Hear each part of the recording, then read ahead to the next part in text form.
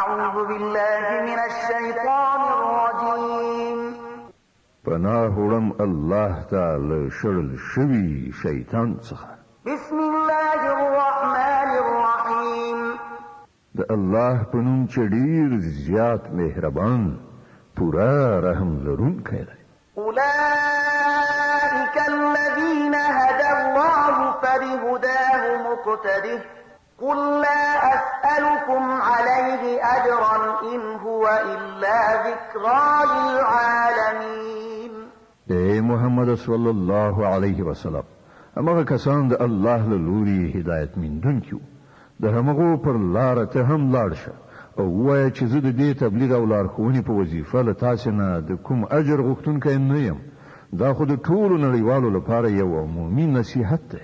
وما قدر الله حق قدره إذ قالوا ما أنزل الله على بشر من شيء قل من أنزل الكتاب الذي جاء به موسى نورا وهدى للناس تجعلونه قراطيس تبدونها وتخفون كثيرا وعلمتم ما لم تعلموا أنتم ولا آباؤكم قل الله ثم ذرهم في خوضهم يلعبون.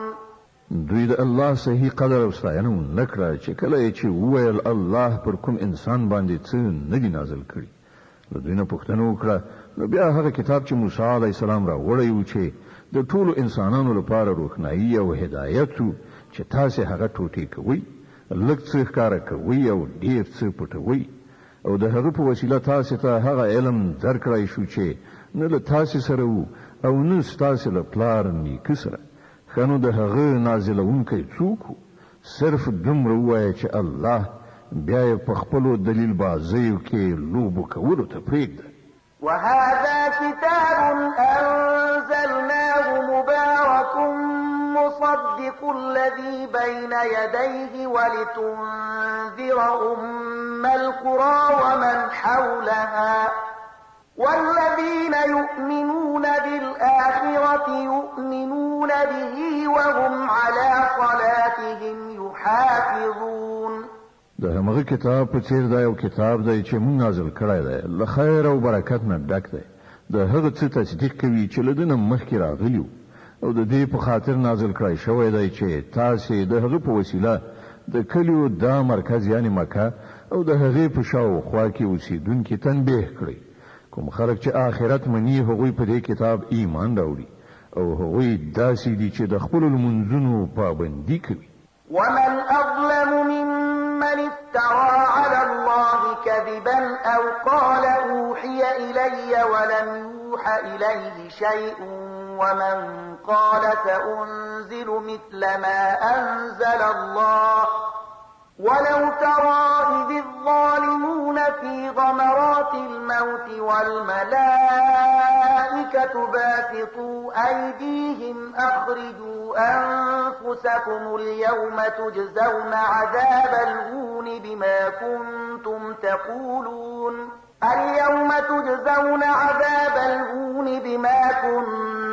تقولون على الله غير الحق وكنتم عن آياته تستكبرون.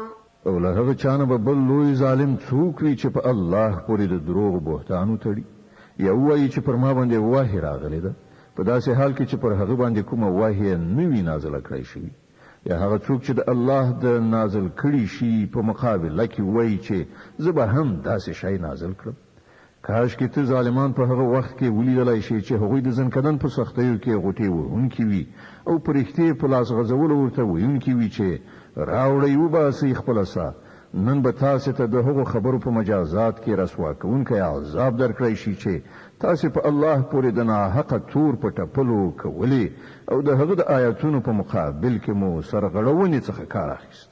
ولقد جئتمونا فرادا كما خلقناكم أول مرة وتركتم ما خولناكم وراء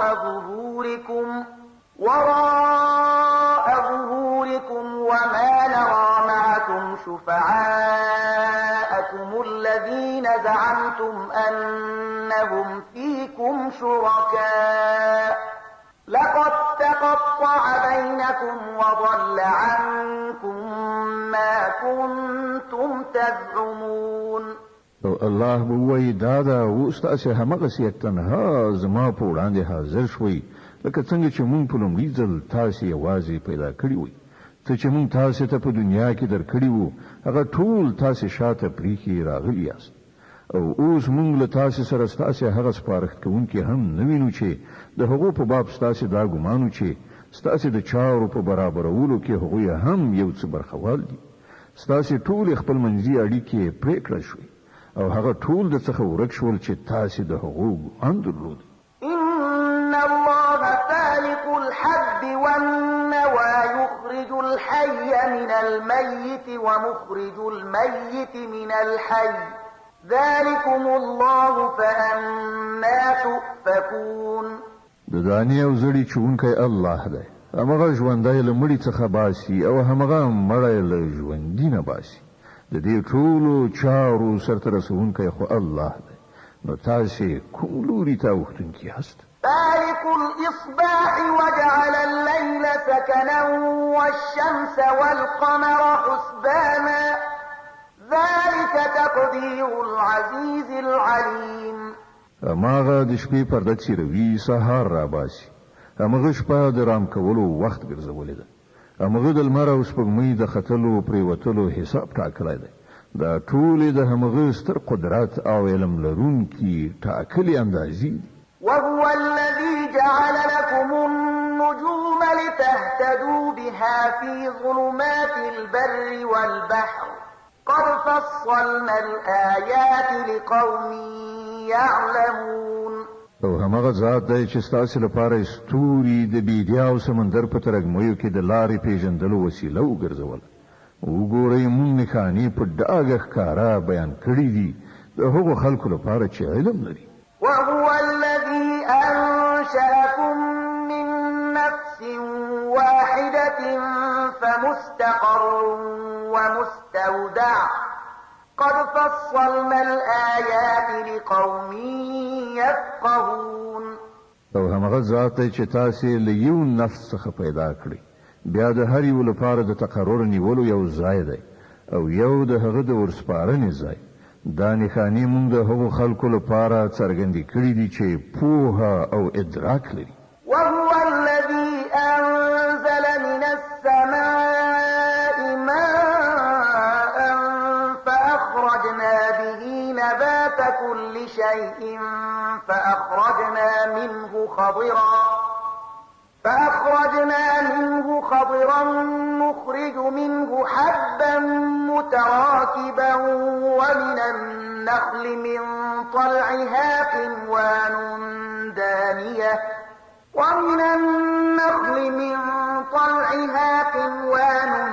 دانية وجنات من أعناب والزيتون والرمان مشتبها وغير متشابه انظروا إلى ثمره إذا أثمر وينعه إن في ذلكم لآيات لقوم يؤمنون. او همغه ذات دی چې له اسمانه یې اوبه ورولې بیا یې د هغو په وسیله هر راز نباتات راوټوکول. بیا یې ورڅخه شنه ښېرازه کښتونه او ونې پیدا کړي. بیا یې ورڅخه لاندې باندې سپرې دانې راویستلې او د خرماو له څانګو نه یې د میوو وږي شینګلې پیدا کړې چې له ډېر بار نیولو نه ښکته زانګي. او د انګورو زیتون او انارو باغونه یې جوړ کړل چې د هغو میوې یو بل ته څیرمه ورته هم دي او بیا د هرې یوې خصوصیات بیل هم دي. دا ونې چې کله میوه نیسي نو په هغو کې د میوې راوړلو او بیا یې د پخېدو څرنګوالي ته لږ ځیر شي. په دې شیانو کې نښانې دي د هغو کسانو لپاره چې ایمان راوړي. وجعلوا لله شركاء الجن وخلقهم وخرقوا له بنين وبنات بغير علم سبحانه وتعالى عما يصفون. د دې لپاره هم خلکو پیریان د الله سره شریکان وانګیرل په داسې حال کې چې هغه د هغو خالق دی او بې پوهې او بې ادراکه د هغه لپاره زامن او لونې جوړې کړي په داسې حال کې چې هغه له هغو خبرو څخه پاک او ډېر لوړ دی چې دوی کوي. بديع السماوات والأرض أما يكون له ولد ولم تكن له صاحبة وخلق كل شيء وهو بكل شيء عليم. هغه خو د اسمانونو او ځمکې هستونکی دی د هغه کوم زوی له کومه کېدای شي چې له سره څوک د هغه د ژوند ملګری نشته هغه هر څه پیدا کړی دي او هغه په هر څه پوهېدونکی دی. ذلكم الله ربكم لا إله إلا هو خالق كل شيء فاعبدوه وهو على كل شيء وكيل. دا د الله ستاسو رب هیڅ کوم بل خدای له هغه پرته نشته د هر څه خالق نو له دې امله تاسو د همغه بندګي وکړئ او هغه د هر شي ساتونکی څارونکی دی. لا تدركه الأبصار وهو يدرك الأبصار وهو اللطيف الخبير. کتنې هغه نشي موندلای او هغه کتنې موندلای شي هغه ډیر زیات باریک بین او با خبره دی. قد جاءكم بصائر من ربكم فمن أبصر فلنفسه ومن عمي فعليها وما أنا عليكم بحفيظ. وګورئ تاسو د رب له لوري نه د کتنې وړ روښنایي راغلي دي اوس چې څوک له بینایي څخه کار واخلي د ځان لپاره به ګټه وکړي او څوک چې ځان روند واچوي خپل ځان ته به زیان واړوي. زه پر تاسو باندې کوم پیردار نه یم. وكذلك نصرف الآيات وليقولوا درست ولنبينه لقوم يعلمون.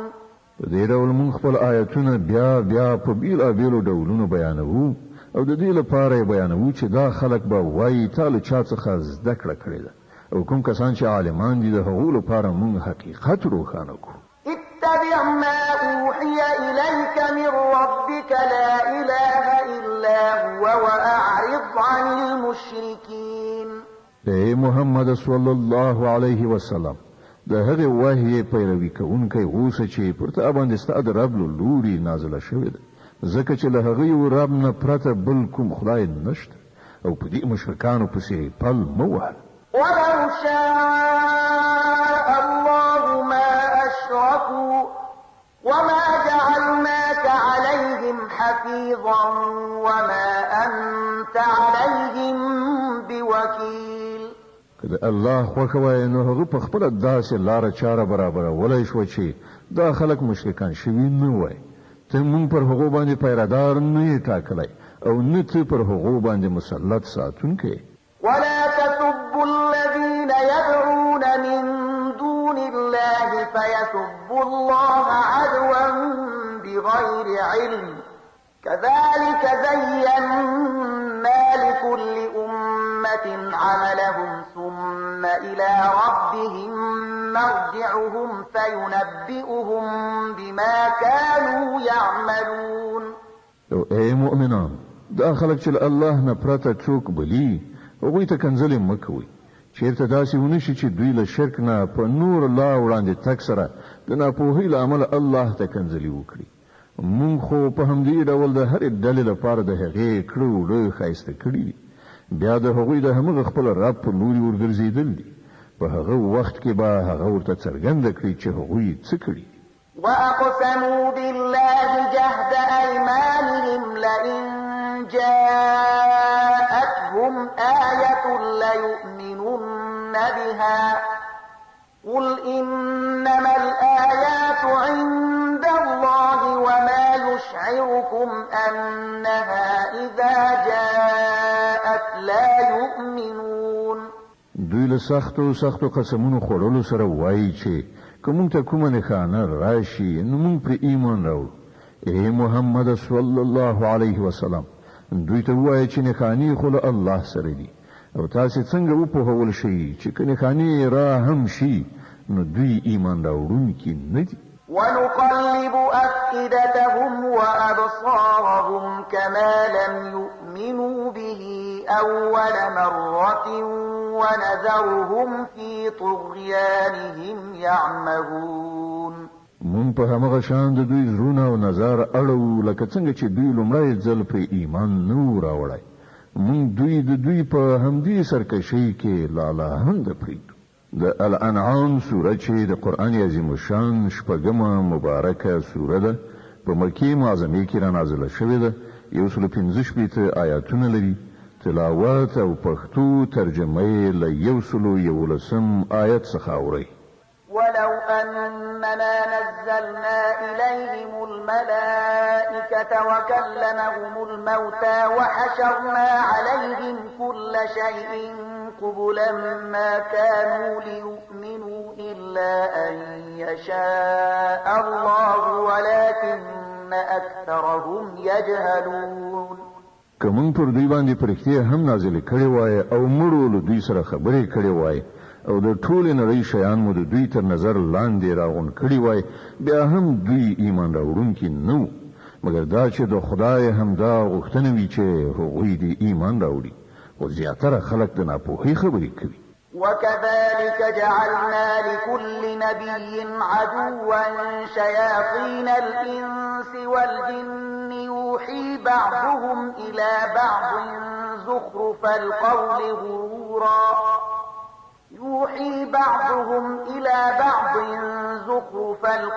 غرورا ولو شاء ربك ما فعلوه فذرهم وما يفترون.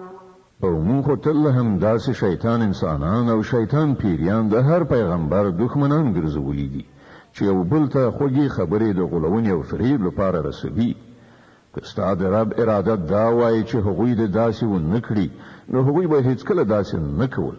نو ته هغوی په خپل حال پرېږده چې په دروغو تړلو کې اخته وي. ولتصغى إليه أفئدة الذين لا يؤمنون بالآخرة وليرضوه وليقترفوا ما هم مقترفون.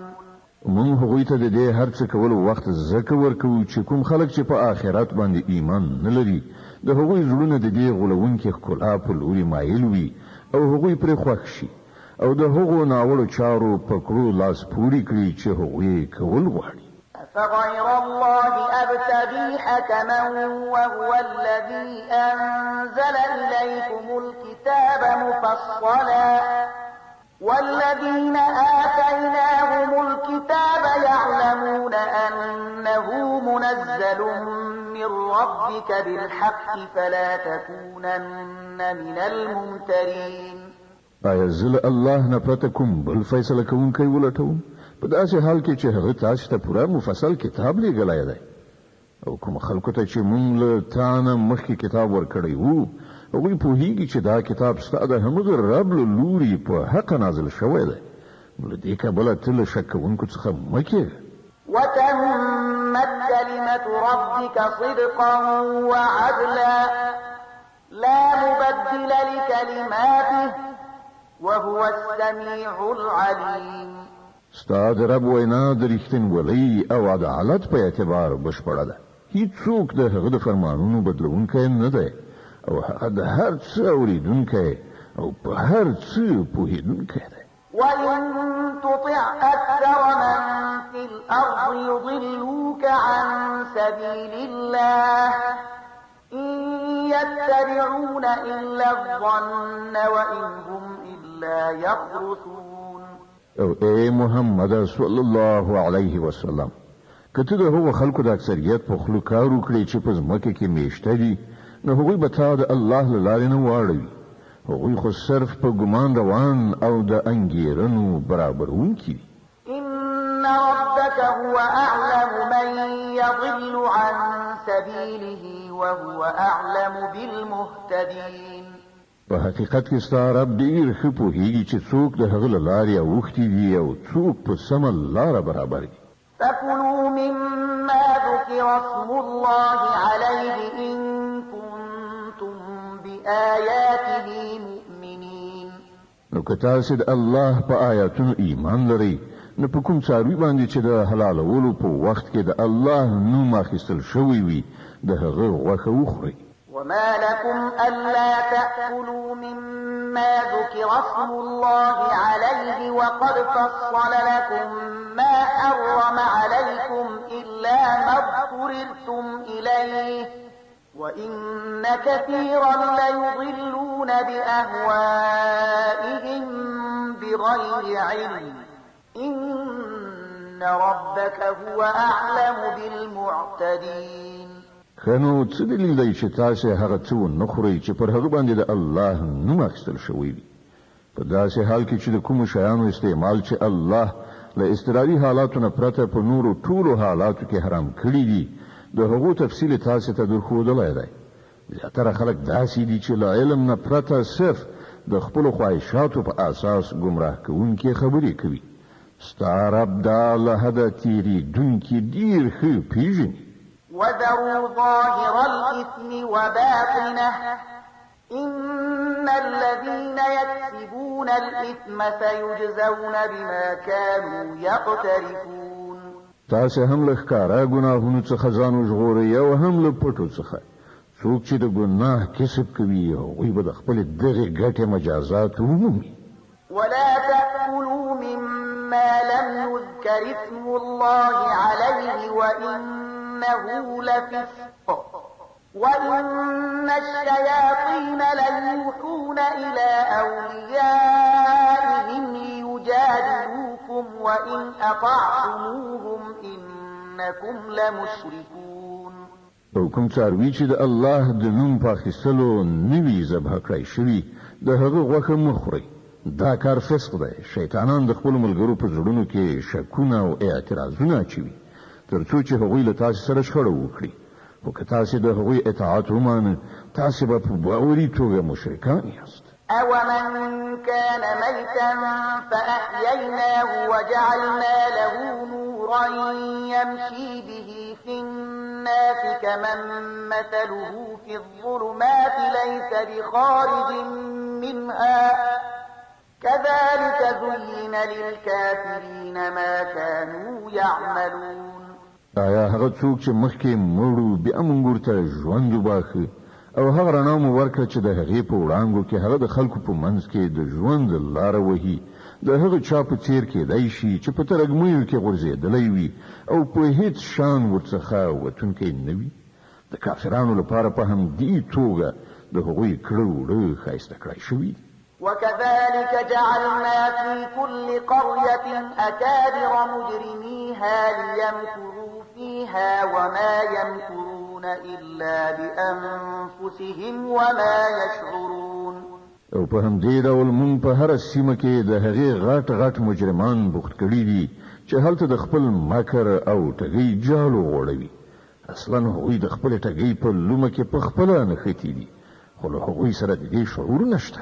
وَإِذَا جَاءَتْهُمْ آيَةٌ قَالُوا لَن نُّؤْمِنَ حَتَّى نُؤْتَىٰ مِثْلَ مَا أُوتِيَ رُسُلُ اللَّهِ اللَّهُ أَعْلَمُ حَيْثُ يَجْعَلُ رِسَالَتَهُ سَيُصِيبُ الَّذِينَ أَجْرَمُوا صَغَارٌ عِندَ اللَّهِ وَعَذَابٌ شَدِيدٌ بِمَا كَانُوا يَمْكُرُونَ. کله چې هغو ته کوم آیت راشي نو هغوی وایي مونږ به یې تر هغه پورې ونه منو تر څو چې په خپله مونږ ته هغه څه را نه کړی شي چې د الله رسولانو ته ورکړی شوي دي. الله ډېر ښه پوهېږي چې چېرته خپله پیغمبري غوره کړي. هغه وخت نږدې دی چې د مجرمان د خپلو ټګیو په مجازات کې د الله په وړاندې له رسوایۍ یو سخت عذاب سره مخامخ شي. فمن يرد الله أن يهديه يشرح صدره للإسلام ومن يرد أن يضله يجعل صدره ضيقا حرجا كأنما يصعد في السماء كذلك يجعل الله الرجس على الذين لا يؤمنون. نو دا حقیقت دی چې اته چې الله د لارښودنې اراده وکړي د هغې سینه د اسلام لپاره پرانیزي او څوک چې وغواړي ګمراه کړي د هغې سینه تنګوي او داسې ساه بندیږي لکه چې د آسمان په لور پورته کیږي. په دې توګه الله له حق څخه د تېښتې او کرکې ناپاکي پر هغو کسانو مسلطوي چې ایمان نه راوړي. وهذا صراط ربك مستقيما قد فصلنا الآيات لقوم يذكرون. په داسې حال کې چې دا لاره ستا د رب سمه لاره ده او د هغه نښانې د هغو خلکو لپاره څرګندې کړای شوي دي چې نصیحت مني. لهم دار السلام عند ربهم وهو وليهم بما كانوا يعملون. د هغوی لپاره د هغو له رب سره د سلامتیا کور دی او هغه د هغې سمې کړنچارې له امله د هغوی سرپرست دی چې هغوی غوره کړې ده.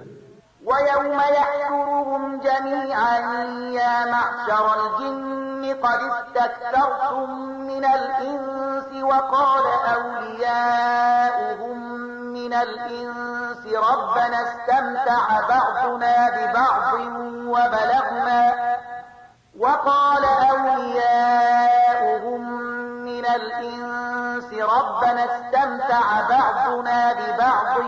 وبلغنا أجلنا الذي أجلت لنا قال النار مثواكم خالدين فيها إلا ما شاء الله إن ربك حكيم عليم.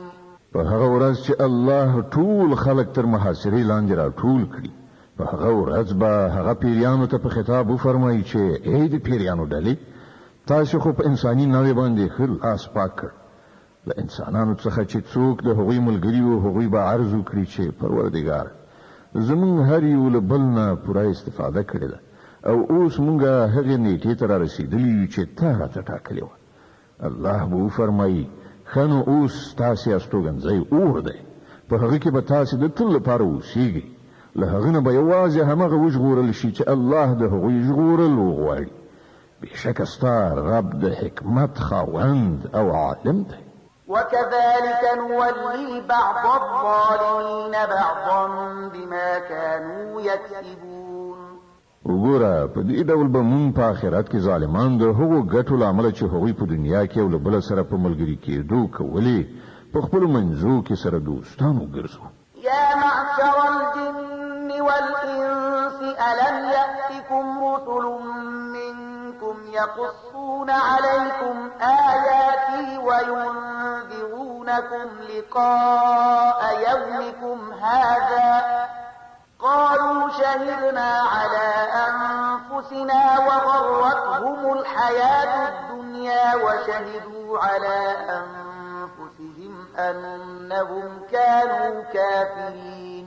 په هغه وخت کې به الله له هغو څخه دا پوښتنه هم وکړي چې ای د پیریانو او انسانانو ډلې آیا تاسو ته په خپله له همدا تاسې څخه هغه پیغمبران نه وو راغلي چې تاسې ته زما آیاتونه اورول او د دې ورځې له سرنوشت نه یې ویرولی.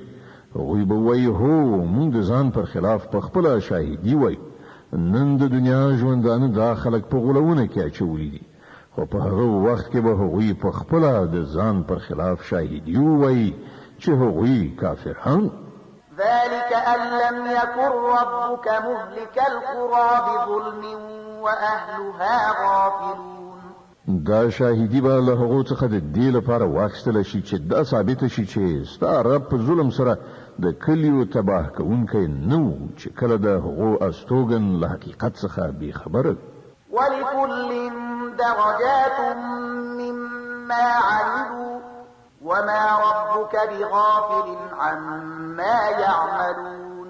د هر چا درجه د هغه د کړو وړو په تناسب ده او ستا رب د خلکو د کړو وړو څخه بېخبره نه دی.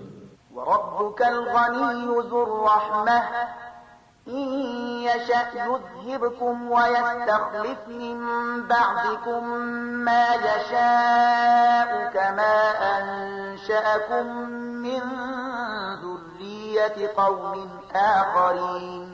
ستا رب نیاز او د رحمت خاوند دی که هغه وغواړي نو تاسې به له منځه یوسي او ستاسې په ځای به نور هغه خلک راولي چې چاته د هغه خوښ وي لکه څنګه چې تاسې د ځینو نورو خلکو له زوځات څخه راپورته کړي یاست. إنما توعدون لآت وما أنتم بمعجزين.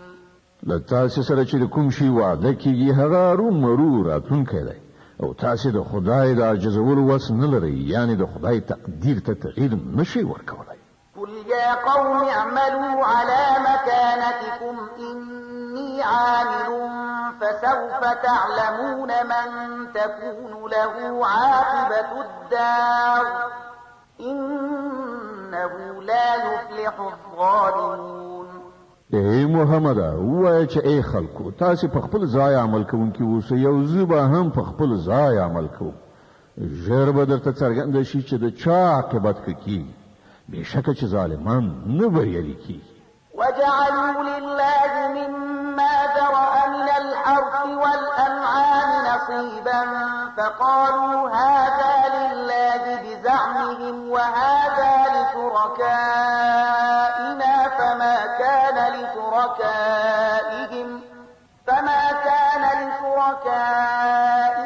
فلا يصل إلى الله وما كان لله فهو يصل إلى شركائهم ساء ما يحكمون. دې خلکو د الله لپاره په خپل د همغلو پیدا کړو کښتونو او څارویو څخه یو برخه ټاکلې ده او په خپل ګمان وای دا د الله لپاره ده او دا زموږ د انګیرلو شریکانو لپاره. نو کومه برخه چې د هغوی د انګیرلو شریکانو لپاره ده هغه خو الله ته نه رسیږي. حکومت چې د الله لپاره ده هغه د هغوی شریکانو ته رسیږي. څنګه بدې فیصلې کوي دا خلک.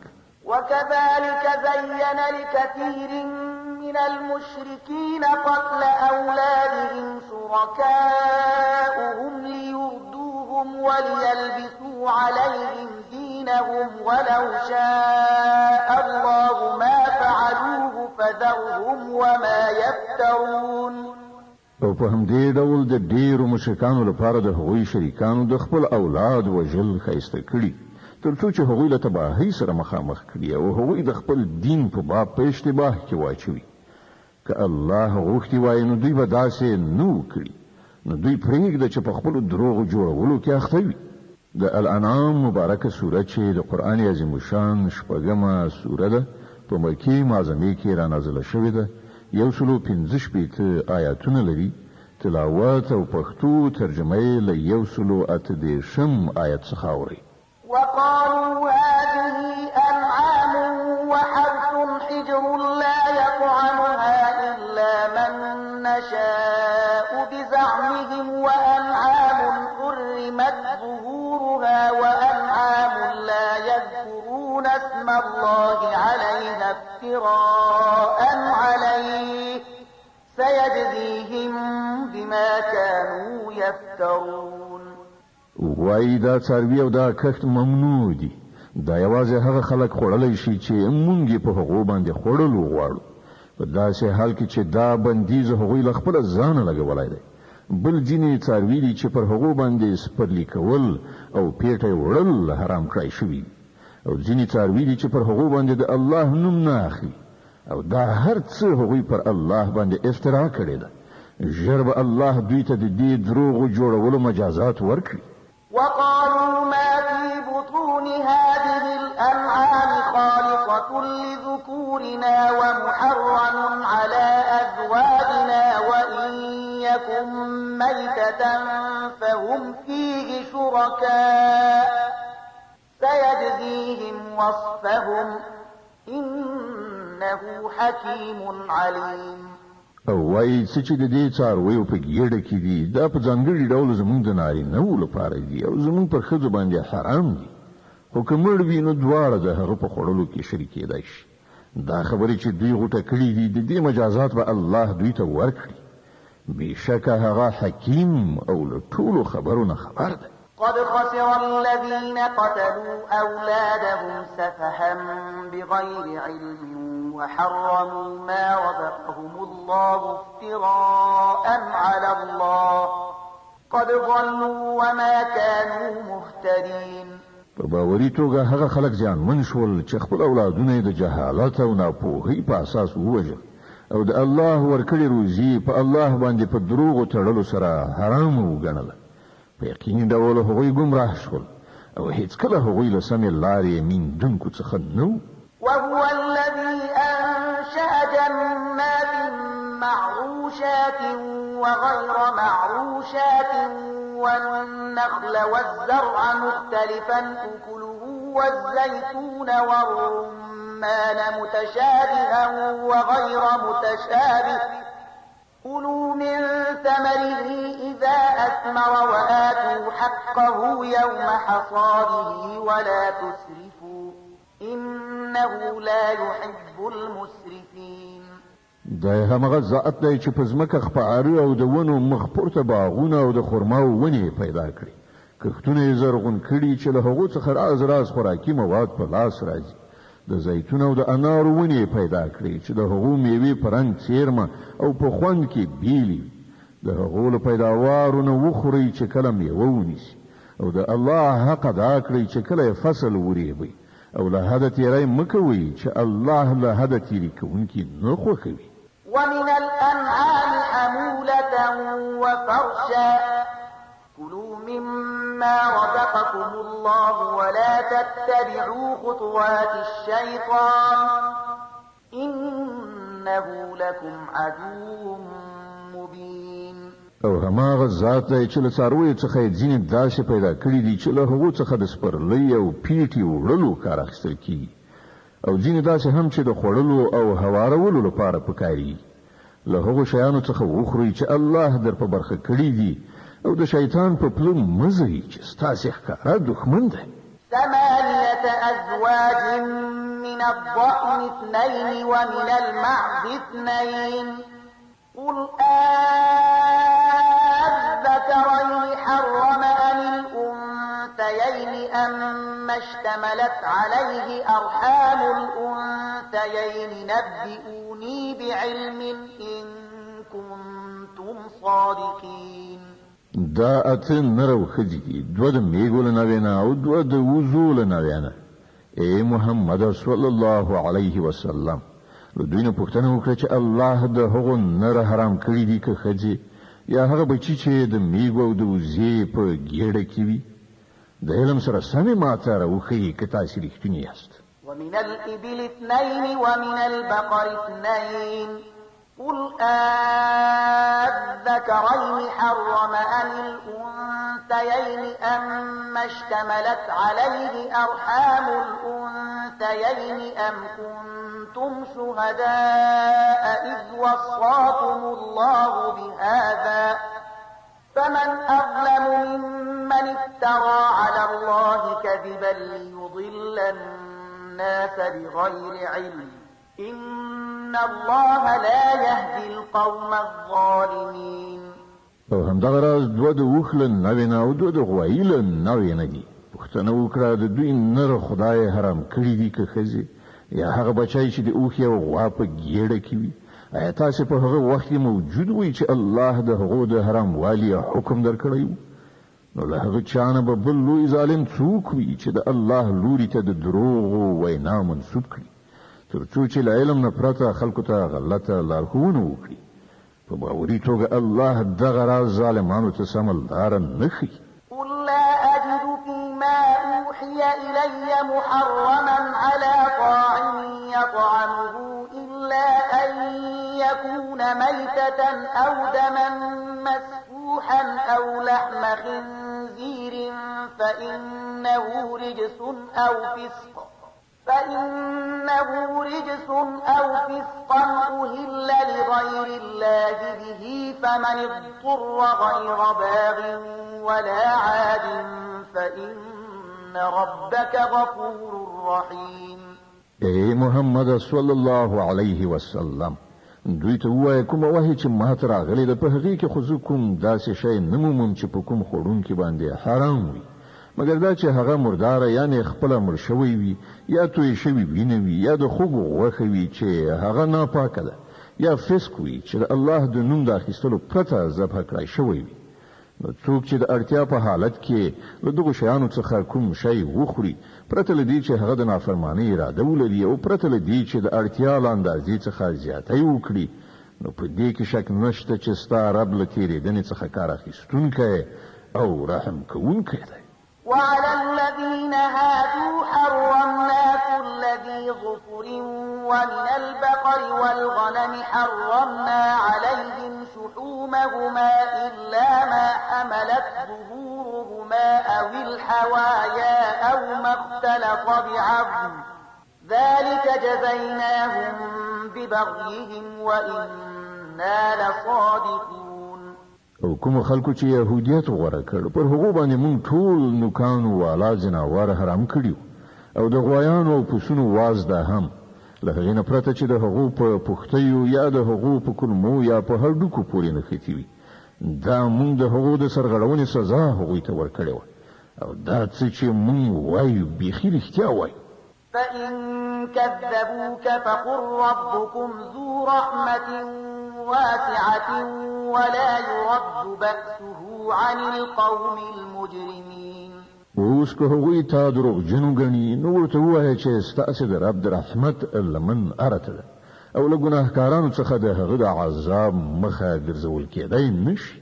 سيقول الذين أشركوا لو شاء الله ما أشركنا ولا آباؤنا ولا حرمنا من شيء كذلك كذب الذين من قبلهم حتى ذاقوا بأسنا قل هل عندكم من علم فتخرجوه لنا إن تتبعون إلا الظن وإن أنتم إلا تخرصون. دا مشرکان بس تاسې د دې خبرو په ځواب کې ارومرو وایي چې که الله غوښتلی نو به مونږ مشرکان شوي وو او نو به زمونږ پلار نیکه او نو به مونږ کوم شی حرام ګڼلی. د همدغه راز خبرو په جوړولو له دوی نه مخکې خلکو هم حق ته د دروغو نسبتونه کړي وو تر دې پورې چې په پای کې زمونږ د عذاب خوند وڅاک. دوی ته ووایه آیا له تاسې سره څه علم شته چې هغه مونږ ته وړاندې کړی شي؟ تاسې خو صرف په ګمان روان یاست او ځانګړې انګېرنې کوئ. قل فلله الحجة البالغة فلو شاء لهداكم أجمعين. بیا ووایه ستاسې د دې سند په مقابل کې حقیقت ته رسېدلی سند خو له الله سره دی. بېشکه که الله غوښتي وای نو تاسې ټولو ته به یې لارښوونه کړې وه. قل هلم شهداءكم الذين يشهدون أن الله حرم هذا فإن شهدوا فلا تشهد معهم ولا تتبع أهواء الذين كذبوا بآياتنا والذين لا يؤمنون بالآخرة وهم بربهم يعدلون. دوی ته ووایه چې خپل هغه شاهدان راولئ چې د دې خبرې شاهدي ووایي چې الله دا شیان حرام کړي.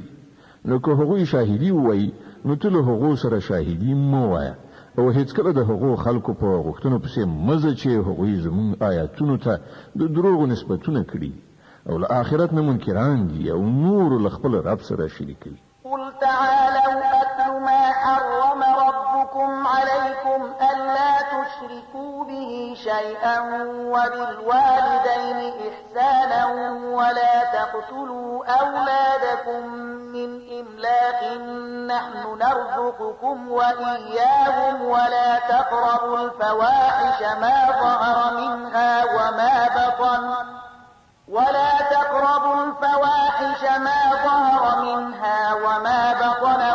تقتلوا النفس التي حرم الله إلا بالحق ذلكم وصاكم به لعلكم تعقلون. ای محمد دوی ته وایي چې راشئ زه تاسې ته اورم چې ستاسې رب پر تاسې باندې څه بندیزونه لګولي دي. دا چې له هغه سره څوک مه شریکوئ، له مور او پلار سره ښه چارچلند وکړئ، خپل اولاد د مفلسۍ له ویرې مه وژنئ، موږ تاسې ته هم روزي درکوو او هغو ته به یې هم ورکړو. او فواحشو یعنې کبیره ګناهونو ته مه ورنږدې کیږئ او هغه نفس چې الله هغه محترم ګرځولی دی مه وژنئ مګر په حق سره. دا خبرې دي چې د دې لارښودنه هغه تاسې ته کړې ده، تاسې باید له پوهې او ادراک نه کار واخلئ. ولا تقربوا مال اليتيم إلا بالتي بالتي هي أحسن حتى يبلغ أشده وأوفوا الكيل والميزان بالقسط لا نكلف نفسا إلا وسعها وإذا قلتم فاعدلوا ولو كان ذا قربى وبعهد الله أوفوا ذلكم وصاكم به لعلكم تذكرون. او دا چې د یتیم مال ته منځدې کیږي مګر په داسې توګه چې ډیره غوره وي تر دې پورې چې هغه د خپل رشد سن او عمر ته ورسیږي او په ټول او پیمانه کې پوره انصاف وکړي. مونږ په هر چا باندې د مسؤلیت همغومره پیټه ږدو څومره چې د هغه په واس کې وي او کله چې خبره کوي په عدالت سره وکړي که معامله د خپل خپلوان هم وي او له الله سره تعهد پوره کړي. د دې خبرو ښوونه تاسو ته الله کړې ده په کار ده چې تاسو نصیحت ومنئ. وأن هذا صراطي مستقيما فاتبعوه ولا تتبعوا السبل فتفرق بكم عن سبيله ذلكم وصاكم به لعلكم تتقون. دغه راز د هغه لارښوونه دا ده چې همدا زما سمه لاره ده نو تاسې په همدې باندې لاړ شئ او په نورو لارو باندې مه ځئ چې هغه به تاسې له هغې لارې واړوي تیت پرک به مو کړي. دا د هغه هدایت چې ستاسې رب درکړی دی په کار ده چې تاسې له انحراف څخه ځان وژغورئ. ثم آتينا موسى الكتاب تماما على الذي أحسن وتفصيلا لكل شيء وهدى ورحمة لعلهم بلقاء ربهم يؤمنون. بیا موږ موسی ته کتاب ورکړی و چې پر ښه چلند غوره کوونکي انسان باندې د نعمت بشپړول او د هر ضروري شي تفصیل او له سره تر پایه هدایت او رحمت او د دې لپاره بني اسرائیلو ته ورکړی شوی و چې ښایي خلک له خپل پروردګار سره په یو ځای کېدو ایمان راوړي. وهذا كتاب أنزلناه مبارك فاتبعوه واتقوا لعلكم ترحمون. او په همدې ډول موږ دا کتاب نازل کړی دی له برکته یو ډک کتاب نو تاسې د دې پیروي وکړئ او د تقوا کړنچاره غوره کړئ.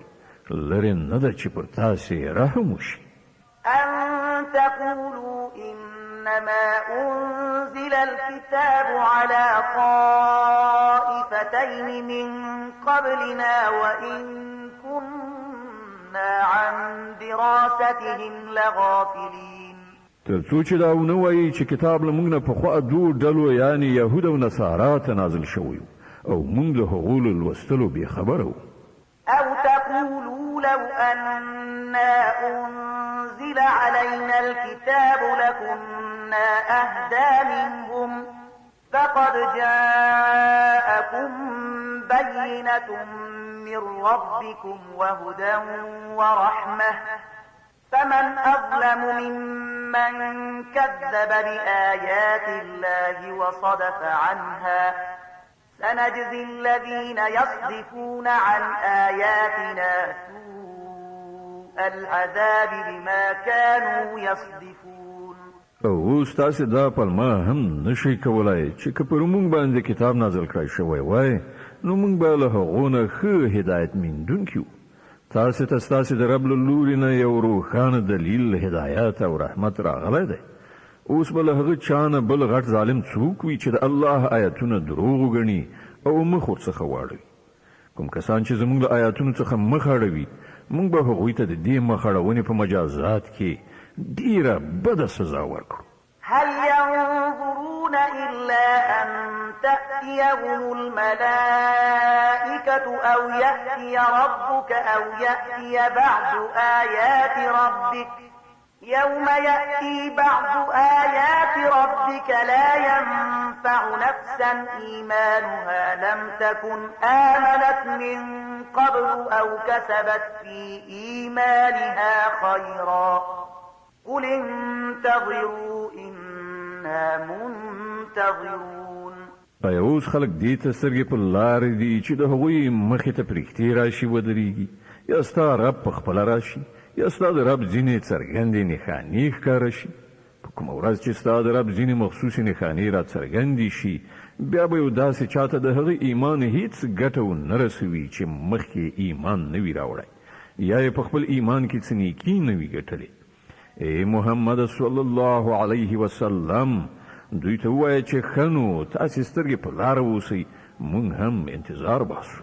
إن الذين فرقوا دينهم وكانوا شيعا لست منهم في شيء إنما أمرهم إلى الله ثم ينبئهم بما كانوا يفعلون. کوم خلکو چې خپل دین ټوټه ټوټه کړل او ډلې ډلې شول، په یقیني توګه له هغو سره ستا هیڅ اړیکه نشته. د هغو معامله الله ته سپارلې ده، همغه به هغوی ته وښیي چې هغو څه کړي. من جاء بالحسنة فله 10 أمثالها ومن جاء بالسيئة فلا يجزى إلا مثلها وهم لا يظلمون. څوک چې د الله حضور ته له نیکۍ سره راشي د هغه لپاره 10 چنده ثواب دی، او څوک چې له بدۍ سره راشي هغه ته به همغومره بدله ورکړی شي څومره چې هغه قصور کړی دی، او په چا باندې به ظلم ونه کړی شي. قل إنني هداني ربي إلى صراط مستقيم دينا قيما ملة إبراهيم حنيفا وما كان من المشركين.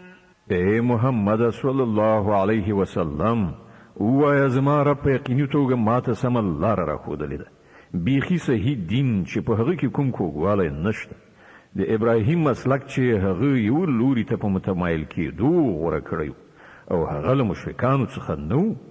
قل إن صلاتي ونسكي ومحياي ومماتي لله رب العالمين لا شريك له وبذلك أمرت وأنا أول المسلمين.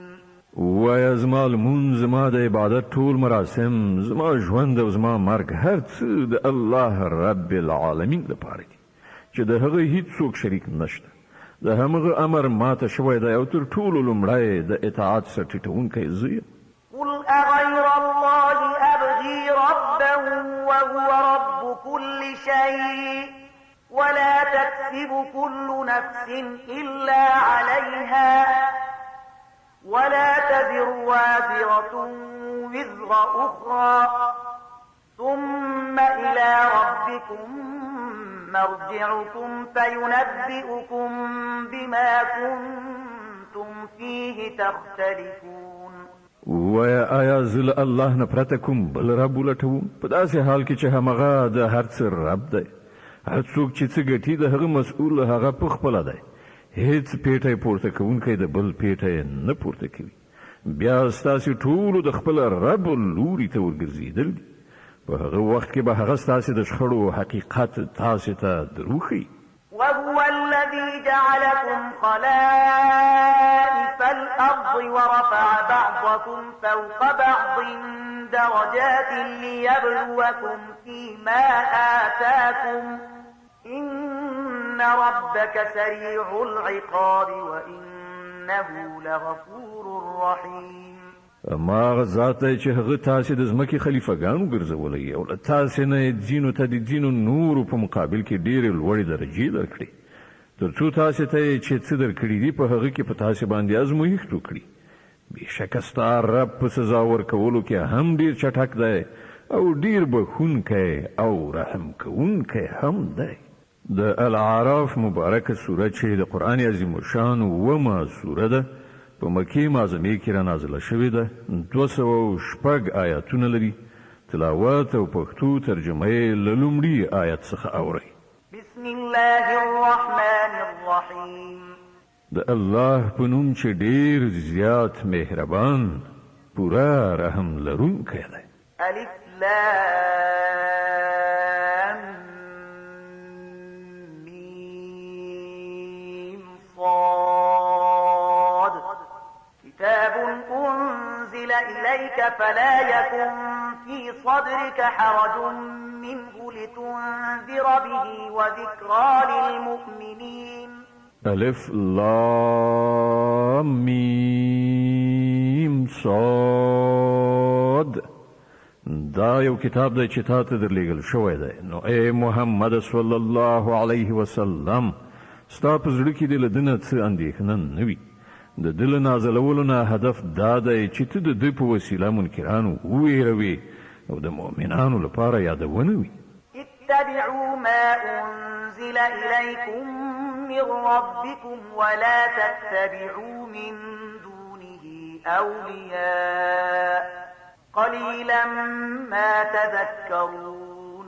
اے خلکو څه چې ستاسې د رب له لوري پر تاسې باندې نازل شوي دي د هغو پیروي وکړئ او له خپل رب نه پرته د نورو سرپرستانو پیروي مه کوئ خو تاسې نصیحت ډېر لږ منئ. وكم من قرية أهلكناها فجاءها بأسنا بياتا أو هم قائلون. څومره ودانۍ دي چې هغه مونږ تباه کړي پر هغو باندې په ناڅاپي ډول د شپې زمونږ عذاب پرېوت یا په رڼا ورځ په داسې وخت کې راغی چې هغوی استراحت کړی. فما كان دعواهم إذ جاءهم بأسنا إلا أن قالوا إنا كنا ظالمين. او کله چې پر هغوی باندې زموږ عذاب راغی نو د هغوی په ژبه له دې وینا پرته نور څه نه و چې موږ په رښتیا سره ظالمان. فلنسألن الذين أرسل إليهم ولنسألن المرسلين. نو دا کار ارومرو کېدونکی دی چې موږ له هغو خلکو څخه حساب واخلو چې موږ هغوی ته پیغمبران ورلیږلي دي او له پیغمبرانو نه به هم د پیغام رسولو پوښتنه وکړو. فلنقصن عليهم بعلم وما كنا غائبين. بیا به موږ په خپله په کامل علم سره ټوله ماجرا د هغوی مخې ته وړاندې کړو. ښه نو موږ چېرته غایب نه وو. والوزن يومئذ الحق فمن ثقلت موازينه فأولئك هم المفلحون ومن خفت موازينه فأولئك الذين خسروا أنفسهم بما كانوا بآياتنا يظلمون. او په هغه ورځ به تله کټ مټ حق وي. د چا چې پله درنه وي همغوی به خلاصون ومومي او د چا چې پلې سپکې شي همغوی به په زیان کې د خپل ځان اخته کوونکي وي ځکه چې هغوی زموږ له آیاتونو سره له ظلمه ډک برخورد کوو. ولقد مكناكم في الأرض وجعلنا لكم فيها معايش قليلا ما تشكرون. مونږ تاسې له وس واک سره په ځمکه کې میشته کړئ او ستاسې لپاره مو دلته د اوسېدو وسایل برابر کړل خو تاسې ډېر کم شکر ویستونکي یاست. ولقد خلقناكم ثم صورناكم ثم قلنا للملائكة اسجدوا لآدم فسجدوا إلا إبليس لم يكن من الساجدين. مونږ ستاسې هستونه یعنې پیدایښت پیل کړ بیا مو ستاسو صورت جوړ کړ بیا مو پرښتو ته وویل چې آدم ته سجده وکړئ. په دې امر سره ټولو سجده وکړه خو ابلیس په سجده کوونکو کې شامل نه شو. قال ما منعك ألا تسجد إذ أمرتك قال أنا خير منه خلقتني من نار وخلقته من طين. پوښتنه یې وکړه ته څه شي له سجدې کولو څخه منع کړې کله چې ما درته امر کړی و؟ وی ویل زه له هغه نه غوره یم تا زه له اوره پیدا کړی یم او هغه له خټې څخه. قال فاهبط منها فما يكون لك أن تتكبر فيها فاخرج إنك من الصاغرين. الله فرمایل خنو ته له دې ځایه کوز شه ته حق نه لرې چې دلته د لویۍ غرور وکړې ووځه چې په حقیقت کې ته له ذلیل شوو څخه یې. قال أنظرني إلى يوم يبعثون. وی ویل ما ته تر هغې ورځې پورې مهلت راکړه چې دا ټول دوهم ځل راپاڅول شي. قال إنك من المنظرين. قال فبما أغويتني لأقعدن لهم صراطك المستقيم. ثم لآتينهم من بين أيديهم ومن خلفهم وعن أيمانهم وعن شمائلهم ولا تجد أكثرهم شاكرين. وی فرمایل مهلت ته درته وی ویل خنو څنګه چې تا زه په ګمراهۍ کې اخته کړم زه به هم اوس ستا د سمې لارې په سر باندې دغو انسانانو ته څارو کینم له وړاندې وروسته ښي خوا کیڼې خوا هر لوري به یې راایسار کړم او ته به د دوی زیاتره شکر ویستونکي ونه مومې. قال اخرج منها مذءوما مدحورا لمن تبعك منهم لأملأن جهنم منكم أجمعين. وی فرمایل له دې ځایه سپکه ورټل شوی ووځه باور ولره چې له دوی څخه چې څوک ستا پیروي وکړي ستا په شمول به له هغو ټولو نه دوزخ ډک کړم. ويا آدم اسكن أنت وزوجك الجنة فكلا من حيث شئتما ولا تقربا هذه الشجرة فتكونا من الظالمين. او ای آدمه ته او ستا مېرمن دواړه په دې جنت کې اوسېږي هر چیرته چې هر شی ستاسې زړه غواړي خورئ خو دغې ونې ته نږدې مه ورځئ که نه نو له ظالمانو څخه به وشمېرل شئ. فوسوس لهما الشيطان ليبدي لهما ما وري عنهما من سوآتهما وقال ما نهاكما ربكما عن هذه الشجرة إلا أن تكونا ملكين أو تكونا من الخالدين. بیا شیطان هغوی تیر ویستل تر څو چې د هغوی شرم ځایونه چې یو له بله پټ کړای شوي وو د هغوی په وړاندې بربنډ شي.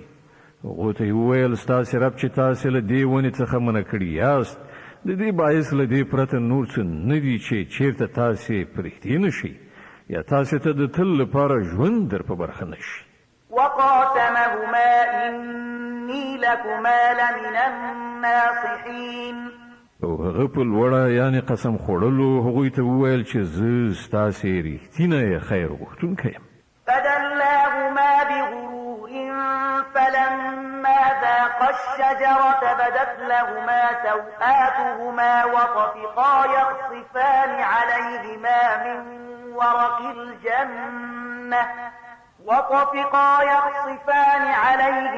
من ورق الجنة وناداهما ربهما ألم أنهكما عن تلكما الشجرة وأقل لكما إن الشيطان لكما عدو مبين.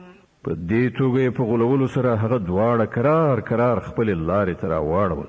په پای کې چې کله هغوی د هغې ونې خوند وڅاکه نو د یو بل په وړاندې د هغوی سطر مات شو او هغوی د جنت په پاڼو سره د خپلو بدنونو په پټولو لاس پورې کړ.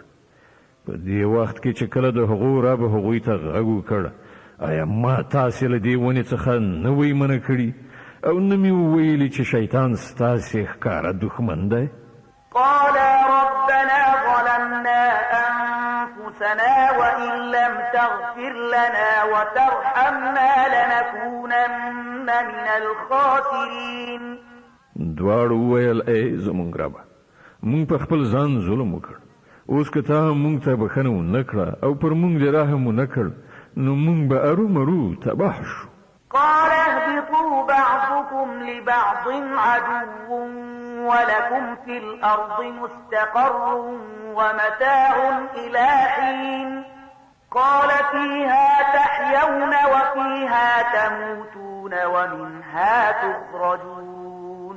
وی فرمایل کوز شي تاسې یو د بل دښمنان او ستاسې لپاره تر یوې ټاکلې مودې پورې په ځمکه کې د اوسېدو ځای او د ژوند وسایل دي او وی فرمایل په همغې کې ستاسې ژوند او ستاسې مرګ دی او له همغې څخه به په پای کې تاسې راویستلی شئ. يا بني آدم قد أنزلنا عليكم لباسا يواري سوآتكم وريشا ولباس التقوى ذلك خير ذلك من آيات الله لعلهم يذكرون. ای د آدم اولادی مونږ تاسو ته جامې نازلې کړې دي چې ستاسو د بدن شرم ځایونه وپوښي او ستاسو د بدن د ساتنې او ښکلا وسیله هم وي او ډیره غوره جامه د پرهیزګارۍ جامه ده. دا د الله له نښانو څخه یوه نښانه ده، په کار ده چې خلک ورڅخه درس واخلي. د الاعراف مبارکه سوره چې د قرآن عظیم شان ومه سوره ده، په مکې معظمې کې را نازله شوې ده، 206 آیاتونه لري. تلاوت او پښتو ترجمه یې له 20 آیت څخه اورئ. يا بني آدم لا يفتننكم الشيطان كما أخرج أبويكم من الجنة ينزع عنهما لباسهما ليريهما سوآتهما إنه يراكم هو وقبيله من حيث لا ترونهم إنا جعلنا الشياطين أولياء للذين لا يؤمنون. ای بنی آدمانو، داسې د نوي چې شیطان تاسې بیا همغه شان په فتنه کې اخته کړي لکه څنګه چې هغه ستاسې مور پلار له جنت نه ویستلی او له هغو څخه یې د هغو جامې ویستلې وي تر څو د هغو شرم ځایونه یو د بل په وړاندې لوڅ شي. هغه او د هغه ملګري تاسې له یو داسې ځای نه ویني چې له هغه ځایه تاسې هغوی نشئ لیدلی. مونږ دا شیطانان د هغو خلکو سرپرستان ګرځولي دي چې ایمان نه راوړي. وإذا فعلوا فاحشة قالوا وجدنا عليها آباءنا والله أمرنا بها قل إن الله لا يأمر بالفحشاء أتقولون على الله ما لا تعلمون. کله چې دا خلک کوم د شرم وړ کار کوي نو وایي مونږ په همدې کړنلاره باندې خپل پلرونه نیکونه میندلي او په خپل الله مونږ ته د داسې چارو سرته رسولو امر کړی دی. دوی ته ووایه الله هیڅکله د بې حیایي امر نه کوي. ایا تاسې د الله د نوم په اخیستلو هغه خبرې کوئ چې د هغو په باب تاسې معلومات نه لرئ؟ قل أمر ربي بالقسط وأقيموا وجوهكم عند كل مسجد وادعوه مخلصين له الدين كما بدأكم تعودون. ای محمد صلی الله علیه وسلم، دوی ته ووایه زما رب خو د ریښتینولۍ او عدالت امر کړی دی او د هغه حکم خود دا دی چې په هر عبادت کې خپل لوری سم کړئ، همغه وبلئ، خپل دین د همغه لپاره خالص کړئ. په کومه توګه چې هغه اوس پیدا کړي یاست په همدې ډول به بیا تاسې پیدا کړلی شئ. فريقا هدى وفريقا حق عليهم الضلالة إنهم اتخذوا الشياطين أولياء من دون الله ويحسبون أنهم مهتدون. یوې ډلې ته خو هغه سمه لاره ښودلې ده خو پر بلې ډلې ګمراهي ثابته شوې ده ځکه چې هغوی د خدای په ځای شیطانان خپل سرپرستان نیولي او هغوی انګیري چې مونږ په سمه لاره باندې. يا بني آدم خذوا زينتكم عند كل مسجد وكلوا واشربوا ولا تسرفوا إنه لا يحب المسرفين.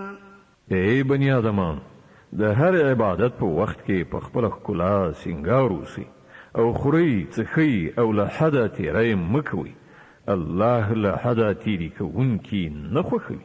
قل من حرم زينة الله التي أخرج لعباده والطيبات من الرزق قل هي للذين آمنوا في الحياة الدنيا خالصة يوم القيامة كذلك نفصل الآيات لقوم يعلمون. ای محمد، دوی ته ووایه چا د الله هغه ښکلا حرامه کړې ده چې هغه د خپلو بندګانو لپاره راویستلې وه او چا پاکه روزي حرامه کړې. ووایه دا ټول شیان د دنیا په ژوندانه کې هم د ایمان راوړونکو لپاره دي او د آخرت په ورځ خو به یوازې د همدوی لپاره وي. په دغه شان مونږ خپلې خبرې روښانوو د هغو خلکو لپاره چې عالمان دي. قل إنما حرم ربي وأوتي الفواحش ما ظهر منها وما بطن والإثم والبغي بغير الحق وأن تشركوا بالله ما لم ينزل به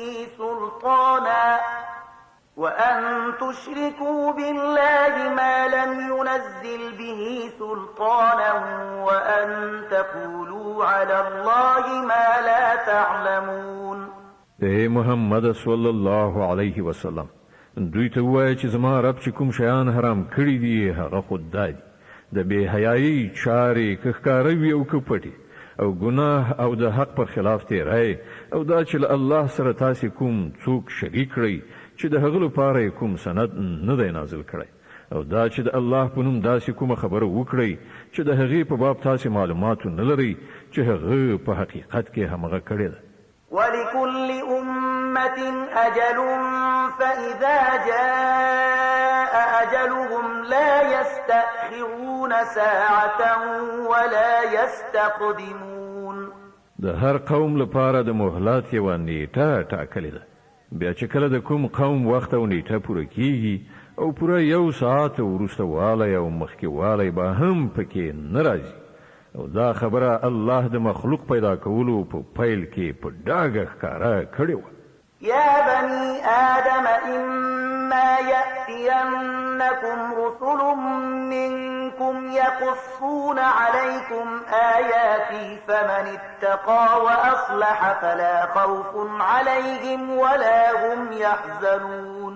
ای بني آدمان په یاد ولرئ که چېرته تاسې ته په خپله له تاسې نه داسې پیغمبران راشي چې تاسو ته زما آیاتونه اوروي نو څوک چې له سرغړونې څخه ډډه وکړي او خپله کړنچاره سمه کړي د هغه لپاره څه ویره او کړاو نشته.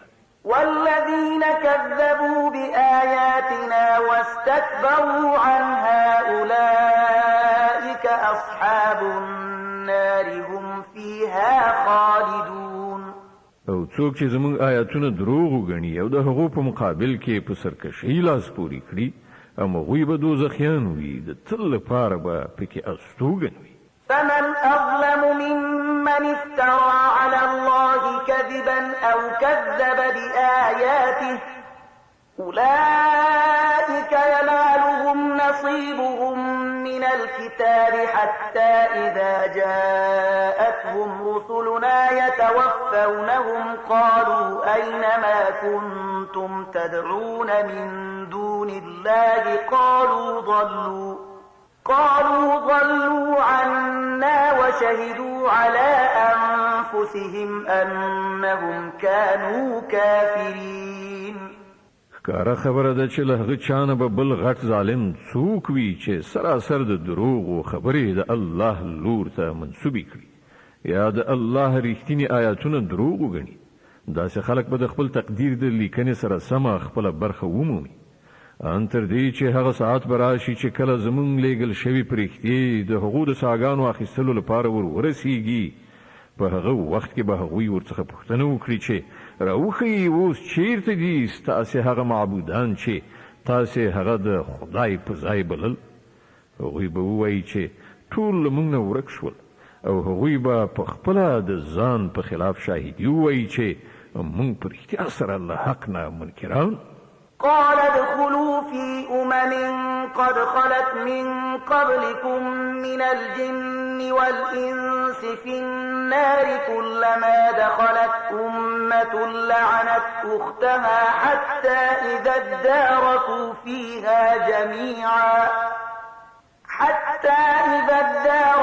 فيها جميعا قالت أخراهم لأولاهم ربنا هؤلاء أضلونا فآتهم عذابا ضعفا من النار قال لكل ضعف ولكن لا تعلمون. الله به فرمایي زی تاسو هم همغه دوزخ ته لاړ شئ چې هغه ته له تاسې څخه مخکې د پیریانو او انسانانو تیرې شوې ډلې ورغلي. هره ډله چې کله دوزخ ته ننوځي نو پر خپله مخکنۍ ډله باندې به لعنت ویونکی ننوځي ان تر دې چې کله ټوله هلته سره یو ځای شي نو هره وروستۍ ډله به د مخکنۍ ډلې په باب وایي چې ای پروردګار دا خلکو چې مونږ یې بې لارې کړو نو له دې امله دوی ته 2 چنده سزا ورکړه په جواب کې به ویل شي د هر یوې لپاره 2 چنده سزا ده خو تاسې پوهیږئ نه وقالت أولاهم لأخراهم فما كان لكم علينا من فضل فذوقوا العذاب بما كنتم تكسبون او لمړنۍ ډله به دوهمې ډلې ته وایي چې که موږ د پړې یعنې ملامتۍ وړو نو تاسې پر موږ باندې څه ښه توب درلود اوس د خپلو کړو وړو په نتیجه کې د عذاب خوند وڅکئ إن الذين كذبوا بآياتنا واستكبروا عنها لا تفتح لهم أبواب السماء ولا يدخلون الجنة حتى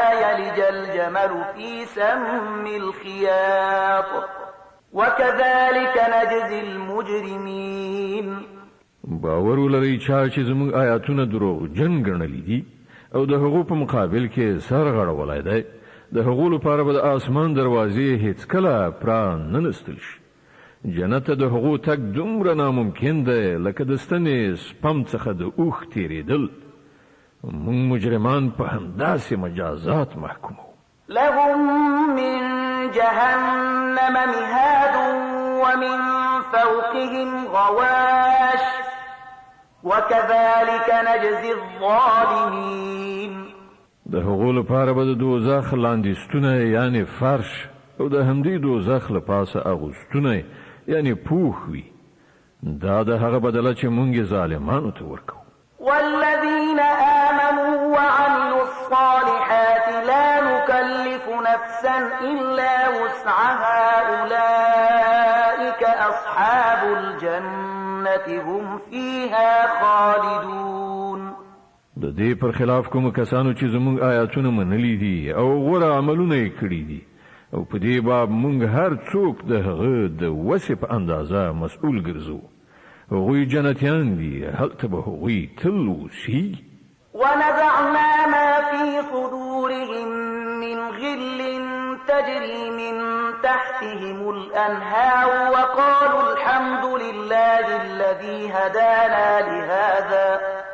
وقالوا الحمد لله الذي هدانا لهذا وما كنا لنهتدي لولا أن هدانا الله لقد جاءت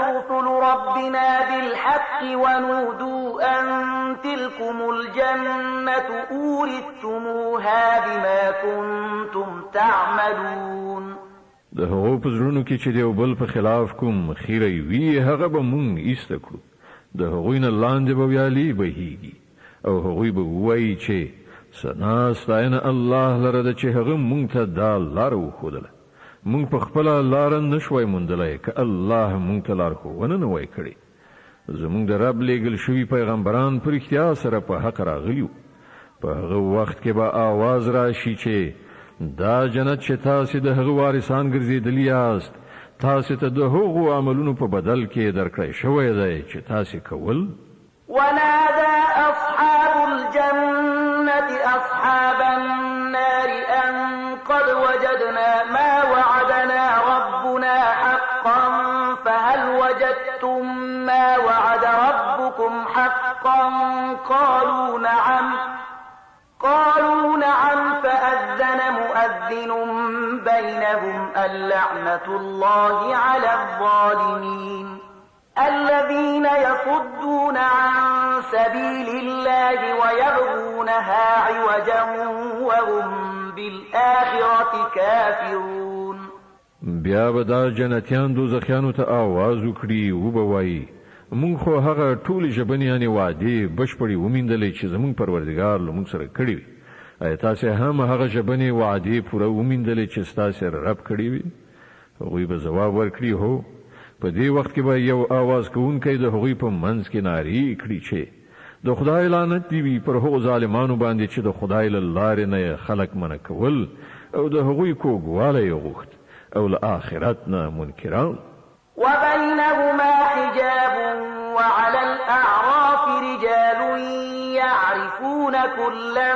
بسيماهم ونادوا أصحاب الجنة أن سلام عليكم لم يدخلوها وهم يطمعون.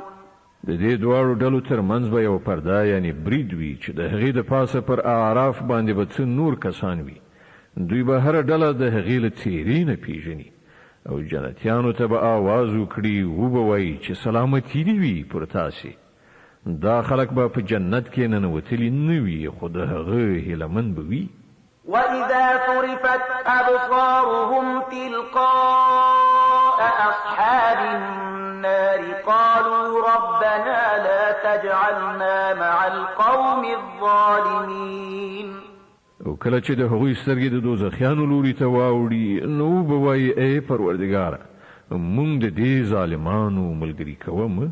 ونادى أصحاب الأعراف رجالا يعرفونهم بسيماهم قالوا ما أغنى عنكم جمعكم وما كنتم تستكبرون أهؤلاء الذين أقسمتم لا ينالهم الله برحمة ادخلوا الجنة لا خوف عليكم ولا أنتم تحزنون. بیا به دا د اعراف خلک څو تنه غټ غټ دوزخیان د هغو په نښو نښانو سره وپېژني. ورته به آواز وکړي چې تاسې ولیدل نن نه ستاسې ډلې ټپلې ستاسې څه درد دوا کړ نه مو هغه وسایل په کار شول چې تاسې لوی شیان ګڼل.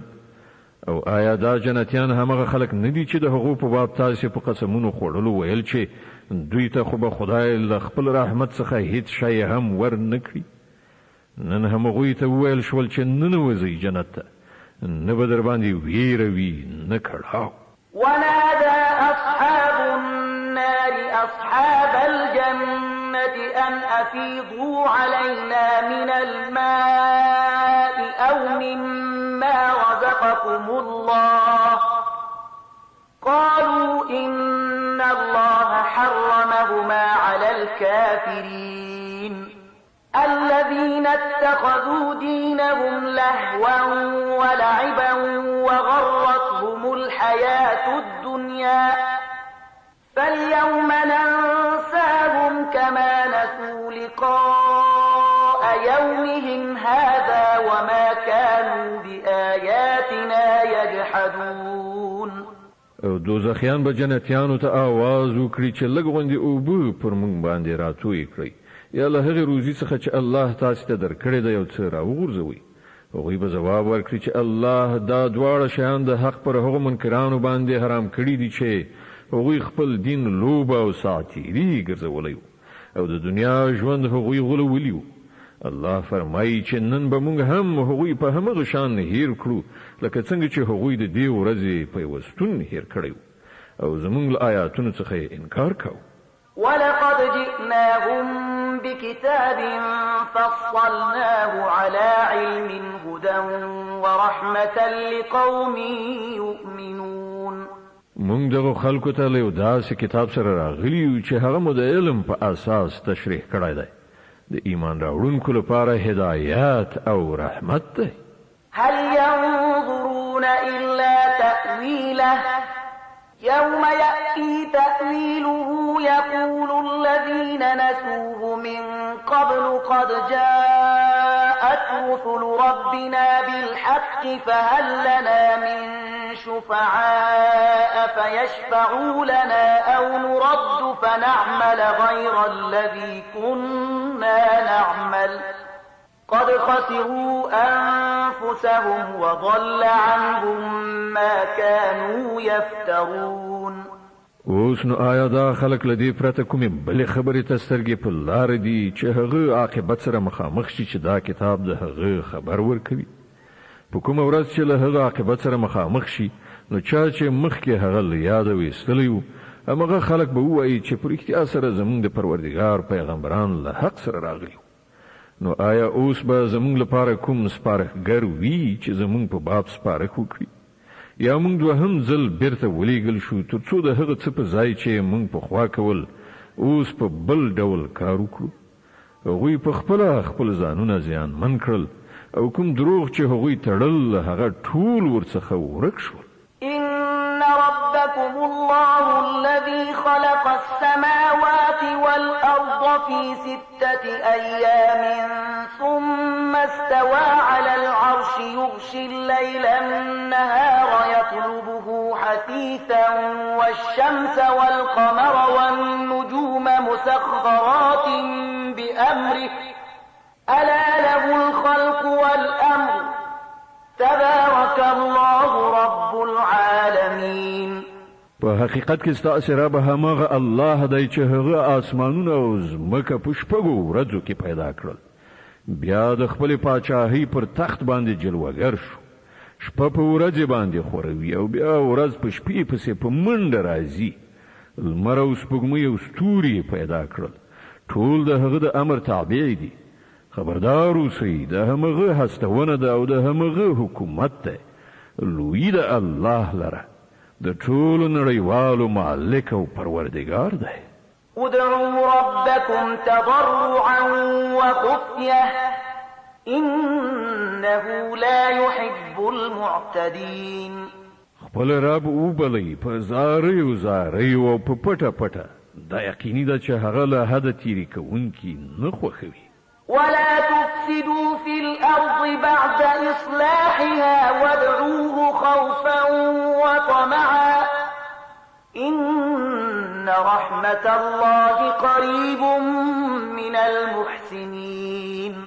زمکه کې فساد مراوړي چې کله په هغه کې اصلاحات راغلي او همغه خدای له ویری او امید سره وبلي. په یقیني توګه د الله رحمت نیکانو ته نږدې دی. وهو الذي يرسل الرياح بشرا بين يدي رحمته حتى إذا أقلت سحابا ثقالا سقناه لبلد ميت فأنزلنا به الماء فأخرجنا به حتى إذا أقلت سحابا ثقالا سقناه لبلد ميت فأنزلنا به الماء فأخرجنا به من كل الثمرات كذلك نخرج الموتى لعلكم تذكرون. او همغه د الله ذات دی چې بادونه د خپل رحمت مخکې زیری ورکوونکي لیږي. بیا چې کله هغوی له اوبو څخه درنې شوې وریځې را الوزوي نو هغه د کومې مړې ځمکې په لوري خوځوي او هلته د باران په ورولو له همغې مړې ځمکې نه رنګارنګ میوې راباسي.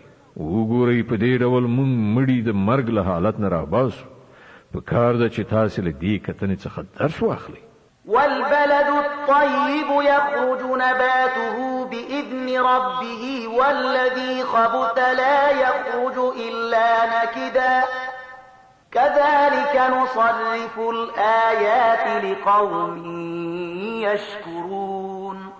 کومه ځمکه چې خوي هغه د خپل پروردگار په امر سره ښې میوې دانې راوړي او کومه کرونده چې ناکاره وي له هغې څخه له بابیزه یعنې بیکاره حاصلاتو نه پرته نور څه نه راوځي.